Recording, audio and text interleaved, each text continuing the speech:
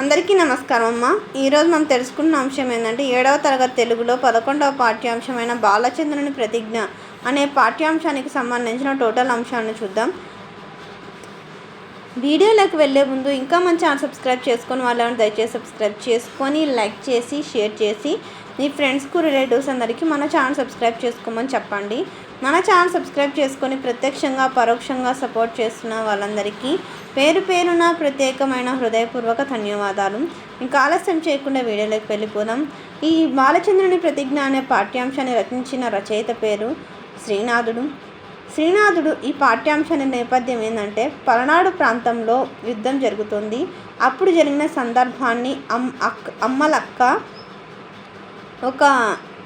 అమ్మలక్కలందరూ చుట్టూ చేరుతుంటే బాలచంద్రుడు బొంగరాలు ఆట ఆడుతూ ఉంటాడు. అప్పుడు ఆ బొంగరం వెళ్ళి ఎవరికి అన్నమ్మ బొంగరం వెళ్ళి ఒక స్త్రీకి తగిలితే ఇక్కడ కాదు నీ పౌరుషం చూపించేది, వెళ్ళి యుద్ధంలో చూపించమంటే పలనాటి వీరుడైన బాలచంద్రుడు తన తల్లి దగ్గరకు వచ్చి యుద్ధానికి వెళ్ళే ముందు తన పౌరుషాలను చెప్పి తన తల్లి దీవెనను తీసుకునే సందర్భంలోనిది ఈ పాఠ్యాంశం. దీన్ని రచించిన కవి పేరు శ్రీనాథ మహాకవి. ఇతను 15వ శతాబ్దానికి చెందినవాడు. ఇతను వచ్చేసి 1385 నుంచి 1475 మధ్య కాలంలో జీవించినాడు. ఇతడు 90 సంవత్సరాలు జీవించినాడు. ఇతడు భోగి అంటే విలాసవంతమైన జీవితాన్ని గడిపినాడు. ఇతడు రచించిన రచనల గురించి ఒక చిన్న గేయం అయితే ఉంది. చిన్నారి పొన్నారి చిరుత కూకటినాడు రచించితి మరుత్రాచరిత్ర, నొనూగు మీసాల నూత్న యవ్వనమును శాలివాహన శక్తిశోటి నొడించి సంతరించు నిండు జవ్వనమున హర్ష నైషధ కావ్యం ఆంధ్ర భాష ప్రాయమెంతుకు మిగులు కైవారమున కాశీఖండమే మహగ్రమేను తెలుగు దేశద కర్ణాట దేశ కటక పద్మ వనహేలి శ్రీనాథు భట్టుసు కవి. శ్రీనాథుడు గురించి తను రచించిన రచనల గురించి ఒక చిన్న సీసపద్యంలో చాలా బాగా చెప్పుకున్నాడు. శ్రీనాథుడు పెద్దకోమటి వేమారెడ్డి ఆస్థానంలో విద్యాధికారిగా ఉండేవాడు. వీరు రాసిన చాటువులు ఆంధ్రదేశం అంతటా ప్రసిద్ధి పొందినాయి. ఇక్కడ మరుత్రాట్ చరిత్ర, శృంగార నైషధం, కాశీఖండం, హరవిలాసం, పలనాటి వీర చరిత్ర, క్రీడాభిరామం మొదలైన రచనలు రచించినారు. ఇప్పుడు మనం చెప్పుకున్నాం కదా ఆయన రచనల గురించి. ఈయనకు కవి సార్వభౌముడని బిరుదు కూడా ఉన్నది. ఇప్పుడు మనం చెప్పుకుంటున్న పాఠ్యాంశం వచ్చేసి పలనాటి వీర చరిత్ర అనే పాఠ్యాంశంలోనిది. బాలచంద్రుని ప్రతిజ్ఞ అనే పాఠ్యాంశంలోని అంశం. మనం ఇవన్నీ సపరేట్గా ఒక వీడియో చేసుకుందాం. మనం ఇప్పుడు భాషాంశాల గురించి పాఠ్యాంశ యొక్క వివరణ గురించి తెలుసుకుందాం. ఇది ద్విపద అంటే ద్విపదలో ఉన్నది. ద్విపద అంటే అంటే రెండు పాదాలు కలిగిన పద్యం. ఇది గానయోగ్యమైనది. ద్విపద అంటే అంటే ఎంత? ద్విపదలో ఉంటుంది. ద్విపద అంటే రెండు పాదాలు ఉంటాయి. పద్యంలో లైన్లను ఏమంటారు? పాదాలు అంటారు. పద్యంలో లైన్ను ఏమంటారు? పాదాలు అని అంటారు. తర్వాత ఇక్కడ గానయోగ్యమైనది. ఇదేంది? ద్విపద అంటే ఏంది? రెండు పాదాలు ఉంటాయి. తర్వాత ఇది గానయోగ్యమైనది అంటే పాడుకోవడానికి వీలుగా ఉంటుంది. తర్వాత సారాంశం. ఇక్కడ మనం చెప్పుకున్నాం కదా, యుద్ధానికి పోవడానికి పలికిన ఐతమ్మ అనే ఒక స్త్రీకి బాలచంద్రుడు బాణంతో బొంగరం తగిలితే తను ఇక్కడ కాదు పౌరుషం వెళ్ళి అక్కడ యుద్ధంలో చూపించమంటే తన నలగామ రాజుకి తన బలం తెలుసు. అతడు కాలభైరుని వంటి మంచి పరాక్రమం కలిగిన వాడు. యుద్ధంలో అర్జునుడు ఏ విధంగా శత్రువును విజృంభించి ముక్కలు చెక్కలు చేసినాడు, ఆ విధంగా కౌరవ సైన్యాన్ని చీల్చేసినట్టుగా నేను చీలుస్తాను. భీముడు యుద్ధం చేసినట్లుగా చేస్తాను. హనుమంతుడు లంకలో వేగంగా ప్రవేశించి దహనం చేసినాడు కదా, లంకా దహనం, ఆ విధంగా చేస్తాను. శ్రీరాముని వలె రాక్షసులతో యుద్ధం చేసి తన ప్రతీకమైన నిలుస్తాను. ఈ విధంగా తన గురించి తాను బాగా చెప్పుకున్నాడు. ఇవన్నీ చెప్పుకుంటా పోతే వీడియోలు ఎంత అవుతుందమ్మా. మీరు కావాల్సిన అంశాలను మీరు స్క్రీన్ షాట్స్ తీసుకుంటే ఈ విషయం మొత్తం మీకు తెలుస్తుంది. తర్వాత అంశం చేయండి. ఉపాధ్యాయుడు చెప్పిన క్రింది పదాలను ఉక్త లేఖనం రాయండి. ఇవన్నీ ఉక్త లేఖనం రాసే పదాలు అంటే కఠినమైన పదాలు. ఇవి 1కి 10 సార్లు నేర్చుకుంటే తప్పు లేకుండా రాస్తారు. మీకు అప్పుడు మిస్టేక్స్ అనేవి వెళ్ళవు. అవగాహన ప్రతిస్పందనకు సంబంధించిన అంశాలమ్మ. క్రింది గీతాన్ని చదివి ప్రశ్నలకు జవాబులు రాయండి. ఇక్కడ మనకి ఒక గేమ్ ఇచ్చినారు, పాట ఇచ్చినారు. ఈ చదివితే మీకు ఆన్సర్స్ అన్నీ వస్తాయి. ఇక్కడ స్క్రీన్ షాట్స్ తీసుకుని ఆన్సర్స్ అనే ఆల్రెడీ మార్క్ చేసినాను.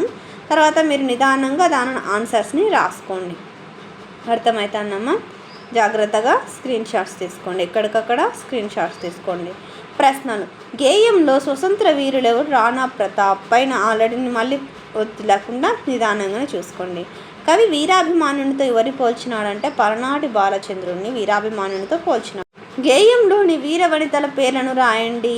రాణి రుద్రమదేవి, ఝాన్సీ రాణి, మగువ మాంచాల. కవి ఎవరికి ప్రేరణను కలిగిస్తున్నాడు అంటే భారతదేశంలో పుట్టిన ప్రతి ఒక్కరికి కూడా ప్రేరణను కలిగిస్తున్నారు. వ్యక్తీకరణ, సృజనాత్మకతకు సంబంధించిన ప్రశ్నలు. దీనికి సంబంధించిన నోట్స్ మన ఛానల్లో ఆల్రెడీ అప్లోడ్ చేసినానమ్మా. దయచేసి మన ఛానల్ సబ్స్క్రైబ్ చేసుకొని వాళ్ళని సబ్స్క్రైబ్ చేసుకోండి. మీరు సబ్స్క్రైబ్ చేసుకుంటే మీకు ఆ వీడియోస్ అన్నీ వస్తాయమ్మా. మీరు సబ్స్క్రైబ్ చేసుకొని సపోర్ట్ చేయండి. మన ఛానల్ని ప్రత్యక్షంగా పరోక్షంగా సపోర్ట్ చేస్తున్న వాళ్ళందరికీ పేరు పేరున ప్రత్యేకమైన హృదయపూర్వక ధన్యవాదాలు. తర్వాత భాషాంశాలు. క్రింద గీత గీసిన పదాలకు అర్థాలను రాసి వాటితో సొంత వాక్యాలు రాయండి. రణం అంటే అర్థమైంది యుద్ధం. కౌరవ సైన్యం కురుక్షేత్ర రణంలో మరణించింది. భస్మం అంటే ఏంది? అర్థం బూడిద. ఇక్కడ అండర్లైన్ చేసుకోవాలా. తర్వాత దాని అర్థాన్ని వివరంగా నేను ఇక్కడ రాస్తున్నాను. అర్థమవుతుందమ్మా? తర్వాత కింద సొంత వాక్యాన్ని కూడా రాస్తున్నాను. మీరు ఎలా ఉంటే అలా స్క్రీన్ షాట్స్ తీసుకొని రాసుకోండి. భస్మం అంటే ఏంది? అర్థం బూడిద. భస్మం అంటే బూడిద. రణం అంటే యుద్ధం. భస్మం అంటే బూడిదని రాసుకున్నాం కదా. సొంత వాక్యం ఏంది? సగర కుమారుల బూడిద రాసులపై భగీరథుడు గంగను ప్రవహింపచేశాడు. జలది. జలది అంటే అర్థమైంది సముద్రం. సముద్రం ప్రయాణం సరదాగా ఉంటుంది. శైలము. శైలము అంటే అర్థమైంది కొండ. కొండలలో వేసవిలో అగ్గి రగులుతుంది. అంటే ఎండాకాలంలో కొండ దగ్గర చాలా అంటే అగ్గి దగ్గర ఎంత వేడి ఉంటుంది, ఎందుకంటే రాయి కదా, రాయి ఇంకా ఎక్కువ హీట్ అవుతుంది కాబట్టి ఎండకు ఎక్కువ ఉంటుంది. తర్వాత పృథ్వీ అంటే భూమి. భూమిపై జంతువులలో ఏనుగు పెద్దది. తర్వాత అర్థాలను జతపరచండి. మది అంటే మనస్సు. ఉర్వీషుడు అంటే మహారాజు. దళము అంటే సైన్యం. విక్రమము అంటే పరాక్రమము. సంతోషం అంటే వేడుక. వనము అంటే అడవి. దహనుడు అంటే అగ్ని. మది అంటే మనసు. ఉర్వీషుడు అంటే రాజు, మహారాజు. దళము అంటే సైన్యం. విక్రమము అంటే పరాక్రమము. సంతోషం అంటే వేడుక. వనము అంటే అడవి. దహనుడు అంటే అగ్ని. తర్వాత ఈ క్రింద ఇచ్చిన పదానికి సమానార్థక పదాలు వాక్యాలలో ఉన్నాయి. వాటిని గుర్తించి రాయండి. రణం అంటే యుద్ధం. సమరం, రణం, యుద్ధం. జ్వలనుడు అంటే వహ్ని. జ్వలనుడు అగ్ని. తర్వాత సముద్రం అంటే అంబుది ఉదది. అంబుది ఉదది. తర్వాత పసిడి అంటే కనకం, బంగారం. సముద్రం అంటే అంబుది ఉదది. సముద్రం అంటే అంబుది ఉదది. సముద్రం అంటే అంబుది ఉదది. తర్వాత పసిడి అంటే కనకం, బంగారం. భూమి అంటే పుడమి, ధరణి. తర్వాత రెండవ క్రింది వానిలో ప్రకృతి వికృతులను జతపరచండి. పుత్రుడు అంటే బొట్టె. రాక్షసుడు పుత్రుడు ప్రకృతి, బొట్టె వికృతి. రాక్షసుడు ప్రకృతి, రక్కసుడు వికృతి. పృథ్వీ ప్రకృతి, పుడమి వికృతి. పశువు ప్రకృతి, పశువు వికృతి. ఇక్కడ చూడండి, పుత్రుడు ప్రకృతి, బొట్టె వికృతి. రాక్షసుడు ప్రకృతి, రక్కసుడు వికృతి. పృథ్వీ ప్రకృతి. తర్వాత పృథ్వీ అంటే ఏంది? పుడమి వికృతి. తర్వాత పశువు ప్రకృతి, పశువు వికృతి. తర్వాత అంశాలు. క్రింది పదాలకు వ్యతిరేకార్థక పదాలను రాయండి. భయం అంటే నిర్భయం. న్యాయం అంటే అన్యాయం. భువి అంటే ఆకాశం. జయం అంటే అపజయం. ఇవేంటివి? వ్యతిరేక పదాలు. ఖచ్చితంగా అంటే మీకు ఎగ్జామ్లో అర్థాలు, వ్యతిరేక పదాలు ఇవన్నీ వస్తాయని బాగా చూసుకోండి. క్రింది పదాలకు వ్యతిరేకార్థక పదాలను రాయండి. భయం అంటే నిర్భయం. న్యాయం అంటే అన్యాయం. భువి అంటే ఆకాశం. జయం అంటే అపజయం. వ్యాకరణాంశాల్లో ఇక్కడ గసడదవ ఆదేశ సంధి గురించి ఇచ్చినారు. గసడదవ ఆదేశ సంధి అంటే మొదటి పదంలో చివరి అక్షరం నా, నీ, ను, నే ఇట్లాంటివి లేకపోతే దాన్ని ఇట్లా నాని నూనె ఇట్లాంటి ఏమంటారంటే ధృతాలు అంటారు. ఏమంటారు? ధృతాలు అంటారు. ఏమంటారు? నకారాన్ని ఏమంటారు? ధృతము. నకారాన్ని ఏమంటాము? ధృతము. నకారము అనగా ధృతము. నకారం ధృతము. నకారం ధృతం. నకారం ధృతం అంటే నాని నూనె ఇట్లాంటివి ఏమన్నా ధృతాలు. ఒక పదాన్ని విడదీసినప్పుడు మొదటి పదంలో చివరి అక్షరం నా నీ నూనె ఇట్లాంటివి ఏమంటివి ధృతాలు. ఏమంటారు వీటిని? ధృతాలు. ఇట్లా ధృతాలు లేకపోతే అర్థమవుతుందా? ధృతాలు లేకపోతే ఇక్కడ ఏమవుతుంది? కచ్చట తపలు రావాలి. ఇక్కడ ధృతం వస్తే ఇక్కడ ఉన్న కచ్చట తపలు పోయి గజడ తపలు వస్తాయి. ఏమొస్తాయి? కచ్చట తపలను ఏమంటారు? పరుషాలు. క చ ట త ప వీటిని ఏమంటారు? పరుషాలు. ఏమంటారు? పరుషాలు. తర్వాత గ జ డ ద బ వీటిని ఏమంటారు? సరళాలు అంటారు. ఏమంటారు? సరళాలు. ఏమంటారు? సరళాలు. ఇప్పుడు మనము మొదటి పదంలో చివరి అక్షరమైన నకారానికి సంబంధించిన ధృతాలు లేకపోతే కచ్చ ట త ప ఇవి లేకోకుండా గజడ దబలు కాకుండా క గజ డ ద బ. ఇప్పుడు ఈ మొదటి పదంలో చివరి అక్షరాలు నకారం ఉంటే కా వచ్చే స్థానంలో గా వస్తుంది, చా వచ్చే స్థానంలో జా వస్తుంది, టా వచ్చే స్థానంలో డా వస్తుంది, తా వచ్చే స్థానంలో దా వస్తుంది, పా వచ్చే స్థానంలో బా వస్తుంది. ఒకవేళ నకారం లేకపోతే గ స డ ద వ. ఇక్కడ నకారం లేకపోతే కనుక ఏంది? నకారం లేకపోతే ఈ కచ్చట తపలకు క చ ట త ప వీటికి సరళాలు కాకుండా ఏమొస్తాయి? గసడ తవలు వస్తాయి. గ స డ ద వ. కా వచ్చినప్పుడు గా, చా వచ్చినప్పుడు చా, తర్వాత టా వచ్చినప్పుడు డా, తా వచ్చినప్పుడు దా, పా వచ్చినప్పుడు వా. ఇవి వస్తాయి. అర్థమవుతుందమ్మా? ఇక్కడ మనం అదే చూసుకోవాలి. ఇక్కడ ఏముందనేది చూసుకొని విడదీసి గొప్పవాడు. గొప్ప ప్లస్ గొప్పవాడు కదా, గొప్పవాడు ప్లస్ కదా, ఇక్కడ గా వచ్చింది. ఇప్పుడు మనం చెప్పుకున్నాం కదా గొప్పవాడు కదా. తర్వాత నిజము తెలిసి, నిజము ప్లస్ తెలిసి. తర్వాత కొలువు చేసిరి, కొలువు ప్లస్ చేసిరి. పాలు ఓక, పాలు ప్లస్ పోక. తర్వాత గీత గీసిన పదాలను విడదీయండి. గొప్పవాడు ప్లస్ కదా, గొప్పవాడు కదా. నిజము ప్లస్ తెలిసి, నిజము తెలిసి. కొలువు ప్లస్ చేసిరి, కొలువు చేసిరి. పాలు ప్లస్ ఓక, పాలు ఓక. ఇందాకనే మనం చెప్పుకున్నాం. పై ఉదాహరణలో ప్రథమ విభక్తి ప్రత్యయాలకు డు మూలని ఏమంటారు? డు మూ లు. వీటిని ఏమంటారు? ప్రథమ విభక్తి కదా. ఈ డు మూవులు ప్రథమ విభక్తి అంటే మొదటి పదం చివరి అక్షరంలో కదా. మొదటి పదం చివరి అక్షరంలో ఏమొచ్చినాయి? డు మూ లు. ఓకేనా? డు మూవులు వచ్చినాయి. తర్వాత పూర్వపదం చివరన ఉన్న పరుషాలైన కచట తపలు పరపదం మొదటిగా ఉన్నాయి. ఇక్కడ ఏమున్నాయి? కచట తపలు ఉన్నాయి కదా. పరుషాలను ఏమంటారు? కచట తపలు. కచట త ప. తర్వాత వీటి స్థానంలో ఏమున్నాయి? కచట తపలు పోయి వాడు మనం ఏం చెప్పుకున్నాం? మొదటి పదంలో చివరి అక్షరం నకారం ఉంటే ధృతం పోయి కచట తపలు పోయి కచట తపలు వస్తారు. లేకపోతే ఏమని చెప్పుకున్నాం మనం? నకారం లేవు ఇక్కడ కదా. నా కానీ, నువ్వు కానీ, నే కానీ, నీ కానీ లేవు కాబట్టి కచ్చట తపల స్థానంలో ఏమొస్తాయి? గసడ దవలు అనేవి వస్తాయి. వీటిని ఏమంటారు? సరళాలు అంటారు. సరళాలు ఆదేశంగా వస్తాయి. కచ్చట తపలు పరుషాలు, గజట తపలు సరళాలు. ఈ గసడ దవలు ఇవి ఏంటివి? గసడ దవలు నకారం లేకపోతే ఆదేశంగా వస్తాయి. ఆదేశం అంటే శత్రువు. ఆదేశం అంటే శత్రువు. ఆదేశం అంటే శత్రువు.